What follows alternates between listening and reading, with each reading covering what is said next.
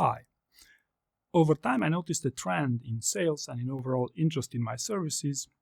That is, most candidates tend to become interested in prepping their job interviews during weekends.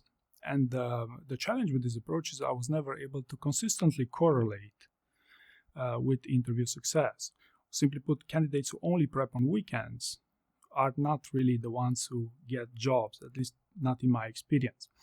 And I believe there's a more interesting conversation you should consider having with yourself here, because what happens is the best candidates, they don't just start prepping when they have an interview lined up, but they start prepping while they're in their existing role and considering a career change. Okay, and that's what best people do. And if that's the case, then congrats to you. I even challenge you to start writing your story bank for free on my website if you want.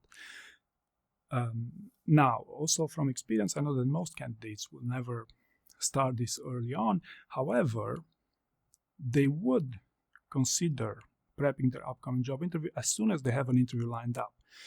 But the conversation you should have here is how important is that job interview for you?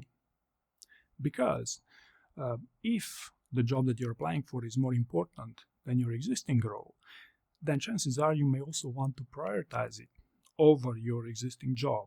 And what do I mean by this? Simplest example would be to prepare for your upcoming job interview even before,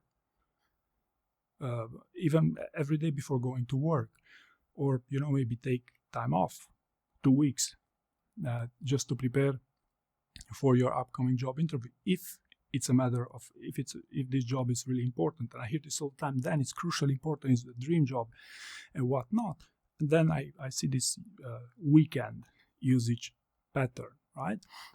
Maybe also interesting for you to know is that it's quite common people spend 6 months or even 1 year to prep their job interviews only on the behavioral side.